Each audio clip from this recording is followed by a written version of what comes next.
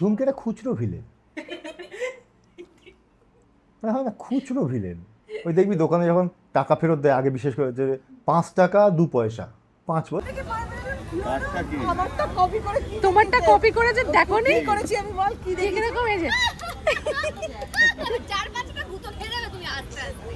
মানে মহিলা থাকতে পারে না, ঠেলা দেয় না, ঠেলা খেলা যায় না, পড়ে যাবে, এবার গায়ে উঠে চলে আসবে। কতবার lipstick আমি বললাম কি লাগিয়ে বলছে গো, ভয় পায় তোমাকে এখনো?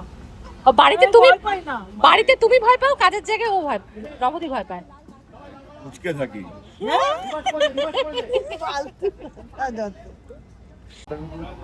খুশি।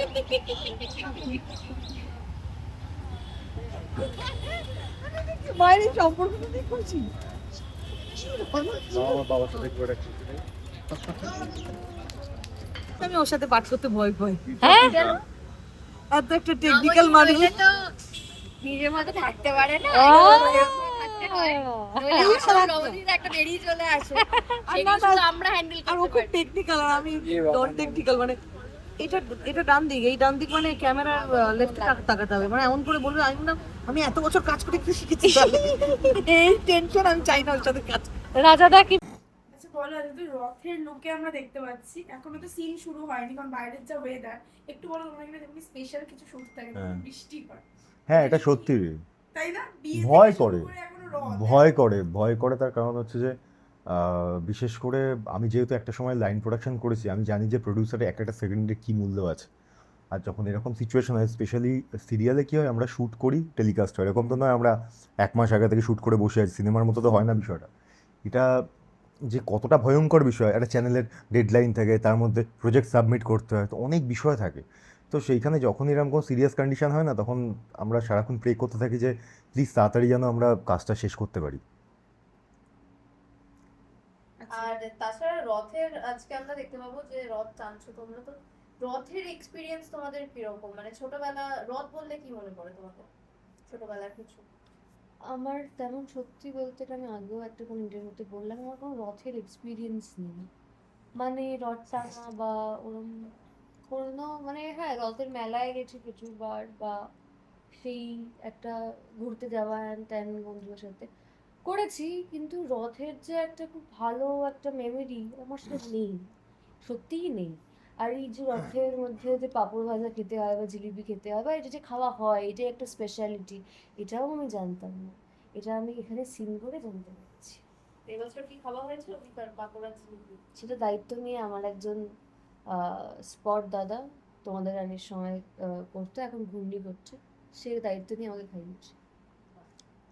বলা যায় না রথ দেখ, আমার বাড়ি মধ্যমগ্রামে, তো ওখানে রথের মেলা হয় বিরাট করে, বিরাট মেলা হয় আর কি। তো রথ বলতে এরকম এখন যেমন প্রচুর বাড়িতে আমরা দেখি যে বিশেষ করে পশ্চিমবঙ্গে জগন্নাথ দেবেরও পুজো করা হয়, কিন্তু আগে সেটা এত ছিল না, খুব স্পেসিফাই করেছিল, যেহেতু উড়িষ্যাতে ওটা বেশ অনেক বেশি পরিমাণে।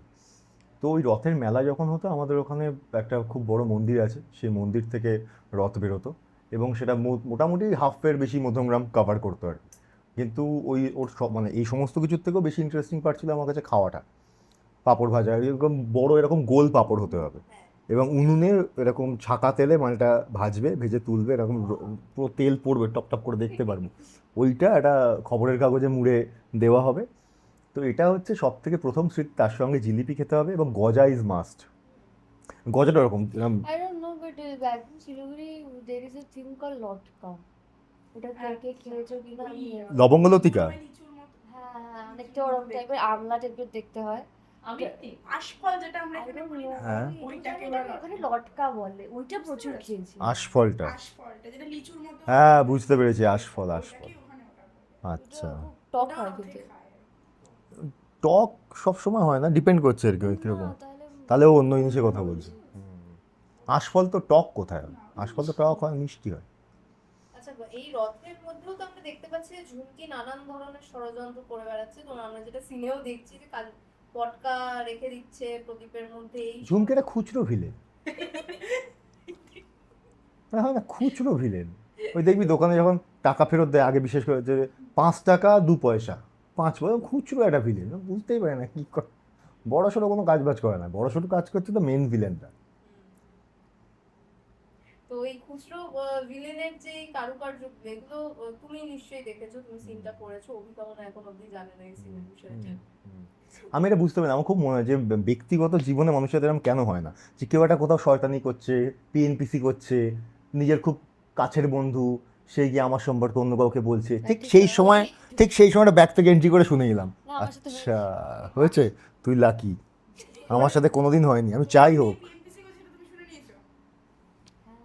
একটু বলো কিরকম? হ্যাঁ এখন সবই বলে দিই এখানে। না না এটা ব্যাপার না, PNPC কাজ করতে না, হবে না। আসলে ওটা বলছি না, মানে ঘটনাটা হ্যাঁ বলো। মানে এরকম হয়েছে, আমার বিষয়ে কথা হচ্ছে, আমি বলি হাই ভাই, এরকম একটা লুক আসলো, আমার তো কোনো সময় প্রিটেন্ড করে কিছু, হ্যাঁ কেমন আছিস হ্যাঁ তাই এরকম হয়েছে। আমার তো কোনো সময় খুব মনে হয় যে ধর মনে হয় যে যখন মনে হয় মানে ভগবানকে বলি আর কি, যে এই যে এত মিথ্যে হচ্ছে, এত চারিদিকে মিথ্যে রটছে, মিথ্যে মানুষ মিথ্যে নিয়ে এত কাদা ছোড়াছুড়ি করছে, ঠিক আছে, সেখান থেকে যদি সত্যিগুলো কাশ এরকম হতো যে কোনোভাবে সাট করে একটা এমন জিনিস হলো যে এটা সত্যি, এটা তো আমরা জানতামই না, এরকম একটা ফ্ল্যাশের মতো যেত, যেরকম জানো না আমার সিরিয়ালে ফ্ল্যাশ গেল, অমুক সময় দেখা গেল, ওরা সব জানতে পেরে গেল, আই উইশ সেরকম যদি হতো। এই যে খুব কম হয়, আমি ভাই খুব চাই হোক। বাসটা খাওয়ার পর ফ্ল্যাশ যায়। হ্যাঁ আমার ক্ষেত্রে আর যায় না, ওই বাস খাওয়া অবধি থেকে যায়, আসল ঘটনা কারো কাছে পৌঁছোই না। তুমি এক্সট্রাঅর্ডিনারি। বা এরকমও যদি একটা কিছু শক্তি থাকতো যে মিথ্যে যে বলছে তার মধ্যে থেকেই বুঝে যাচ্ছে যে সে মিথ্যে হ্যাঁ, বলছে। সে তো এমনি বুঝে, তার জন্য আলাদা শক্তির দরকার নেই, তার জন্য অভিজ্ঞতা জীবনের যা যা আগে থেকে বাস খাওয়ার এক্সপিরিয়েন্স আছে, ও বাবাও দেখলেই বুঝে যায়। অভিজ্ঞতা বুঝতে পারে? হ্যাঁ ওয়ে অফ টকিংই বোঝা যায় একটা মানুষ কোন সত্যি বলছে। ডিপেন্ড করছে তুমি কত পরিমাণে বাস খেয়েছো তার উপরে। না ডিপেন্ড করে সামনের মানুষকে কত বড় সুন্দর করে গুছিয়ে মিথ্যেটা বলতে পারছে, সেটাও একটা আর্ট। হ্যাঁ বিরাট। তার থেকে 100 দূরে, তাই তো? না ঠিক আছে বলো না, আমি ধরে নেবো। ওখানে সব থেকে বেস্ট ট্রিক হচ্ছে যে আপনি এটা ভাবছেন আমাকে, আমি সেটাই ঠিক ভাবছেন আপনি আমার সঙ্গে, ওটা ভেবে সে আরো এগুলো করতে থাকুক, ওকে আমি বুঝে যাবো। আচ্ছা শুটিং চলছে, সব চলছে, তাও অভিকার মনে হচ্ছে একটু ডাউন। কালকের দিনটা খুবই কষ্টকর গেছে আমার মনে হয়। যাকগে, কেন এই প্রশ্নটা আমরা সবাই খুব কষ্ট আমি সকাল থেকে কোয়েশ্চেন্স গুলো অ্যাভয়েড করছি। নর্মাল আমাদের সিরিয়াল ওখানে ফাজলামি হচ্ছে, আমি নেই ওই কনভারসেশন গুলো, সরে যাচ্ছি সাইডে। আমার থেকে বেশি কষ্টতে ঝুমকি আছে, হ্যাঁ, ও আমার থেকে অনেক বড় ফ্যান ফুটবল, ও প্রায় কেঁদেছে 2 ঘন্টা শো মানে খেলা শেষ হয়ে যাওয়ার পর, তারপরে ঘুমোতে phone tone off switch off করে ঘুমিয়ে পড়েছে কাঁদতে এরকম হয়েছে ওর সাথে। প্রণবদা দেখা হয়েছে? আমার একটা বন্ধুর ফ্ল্যাটে ছিলাম আমরা, অনেকগুলো বন্ধু বান্ধব আর কি, তো সেখানে আর সত্যি কথা বলতে স্পেন অসম্ভব ভালো খেলেছে, এটা তো অস্বীকার করে কোনো লাভ নেই। পুরো খেলাতে বোধহয় আমি মেসির পায়ে 4 থেকে 5 বার বলতে পারি যে পায়ে মানে হাতে গুনে পায়ে ওর বল গেছে, আর তো বলই যায়নি ভাই, এটা তো ফ্যাক্ট, ঠিক আছে, ওরা অসম্ভব ভালো খেলেছে, এটা বলে লাভ নেই। লাস্ট 15 মিনিট যে খেলাটা আর্জেন্টিনা দেখেছো, তো সারা ম্যাচ খেললে আর্জেন্টিনা এত বিশ্বকাপ নিয়ে বাড়ি বসে থাকতো, কিন্তু আমি তারপর এবার নিজেকে কীভাবে শান্ত হতে হবে, আমি ছিলাম ওদের বাড়ি রাজারহাট থেকে ফিরতে হবে, আমি যাক বাবা ভালো হয়েছে ট্রাইবেকার অবধি যায়নি, সকালে শুটিং আছে বেরোস, নইলে আবার ফ্ল্যাগ নিয়ে বেরোতে হতো, রাস্তা ঘুরতে হতো, ঘুমটাই হতো না, 2 ঘন্টা তো ঘুমিয়েছি অ্যাটলিস্ট, 5টায় বাড়ি ফিরে উফ বাবা আবার সকালে উঠে। নিজেকে শান্ত করে। হ্যাঁ, তারপরে তুমি দুজনেই আর্জেন্টিনা ফ্যান, দুজনেরই মন ভেঙেছে কালকের ম্যাচটা। মন তো ভেঙেছে, ও তো কেঁদেই দেবে এবার। মন ভেঙেছে, তবে ভাই যে ডিজার্ভ করে সে জিতেছে, ফ্যাক্ট। লাভ নেই। দুঃখ দিয়ে লাভ নেই বলছে। আর শেষ করবো দর্শকদেরকে কি বলবে, শেষে রথের স্পেশাল এপিসোড আসছে, সব মিলিয়ে দর্শকদের রথযাত্রার স্পেশাল এপিসোড আমাদের হচ্ছে এখন 19 থেকে 21 অবধি, তো সেটা নিয়ে খুবই তামঝাম চলছে। আমরা সবাই খুব ওয়ারিড, কারণ বাইরের ওয়েদার খুব খারাপ, আমাদের রথের এপিসোড এখন শ্যুট করতে হচ্ছে, তো আশা করছি আপনাদের প্রত্যেকটা এপিসোড যেরকম এতদিন ভালো লেগেছে আরও এরকমভাবেই ভালো লাগবে, তো দেখতে থাকুন প্রতিজ্ঞা, প্রতিদিন রাত 9:30 শুধুমাত্র স্টার জলসায়। আর্জেন্টিনা হেরেছে, কারণ আগের খেলাটায় ও আমার বাড়িতে যতবার ও এসেছিল দুবার আর্জেন্টিনা জিতেছিল। জিতেছে, আর এবারে আসেনি তো, তাই আর্জেন্টিনা হেরে তোকে যা দেবে তোকে দেবে, যে তোর জন্য আর্জেন্টিনা, প্রত্যেকটা খেলাও আমার বাড়িতে বসে থেকেছে, কালকে আসে ব্যাস, তোর জন্য তোকে তিতিন দেবে, যে আর তুই এতগুলো হয়তো ভাবতে পারছিস কতগুলো মানুষের ইমোশন নিয়ে খেলেছিস তুই। এই নবদী, আগের দিন আমি এই চলো এই বাবা রাজাদা তুমি বৃষ্টি জোরে বৃষ্টি এলো এই আগের দিন নবদী আমি বলেছিলাম দুজনকে, অভিকা রণদাকে বলেছিলেন যে আমি কিছু নাম বলছি তাদেরকে কপি করা। হয়ে গেছে তোমারটা যা দেখেছো? কাটটা কে কাটটা কি তোমারটা কপি করেছে দেখোনি? করেছি আমি, বল কি ঠিক রকম এই যে 4-5টা ভূত খেয়ে যাবে তুমি আস্তে আস্তে, মানে মহিলা থামতে পারে না, খেলা যায় না খেলা খেলা যায় না, পড়ে যাবে, এবার গায়ে উঠে চলে আসবে। আমি বললাম কি, আর সঙ্গে সঙ্গে বলে দিল যে নবদী আলো এইরকম বলছে, আর কিছু বলার দরকার পড়ে না, শুধু এই হাসিয়ে দাও, তারপরে কেউ ধরে রাখতে পারবে না।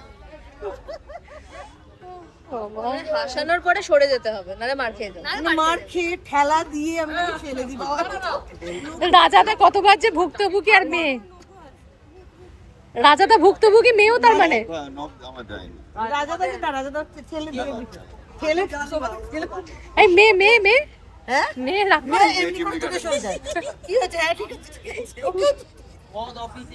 হয়তো ভুল হতে পারি, স্বামী স্ত্রী কি একসঙ্গে প্রথমবার না এর আগে করেছে? না এর আগে আমরা করেছি, আমি ওর সাথে পাঠ করতে ভয় পাই। হ্যাঁ এত একটা টেকনিক্যাল মানুষ। নইলে তো নিজের মতো থাকতে পারে না, ও। নইলে আমার নবদীর একটা বেরিয়ে চলে আসে, সেগুলো শুধু আমরা হ্যান্ডেল আর ও করতে খুব পারি। টেকনিক্যাল আর আমি নন টেকনিক্যাল। মানে এটা ডান দিক, এই ডান দিক মানে ক্যামেরার লেফটে তাকাতে হবে, মানে এমন করে বলবে আমি না আমি এত বছর কাজ করে কি শিখেছি। এই টেনশন আমি চাই না ওর সাথে কাজ করতে। রাজাদা কি বলছে গো? ভয় পায় তোমাকে এখনো?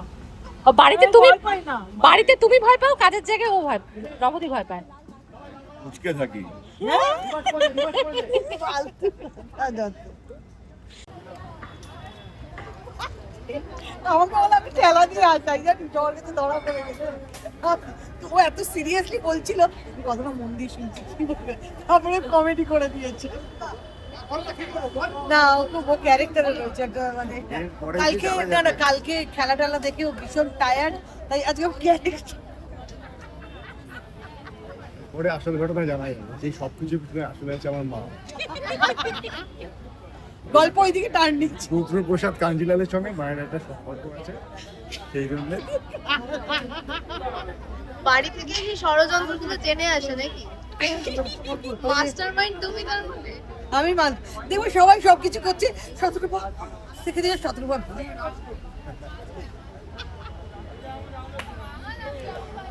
পটল একটু জল খাওয়া বাবা, গলা শুকিয়ে গেছে।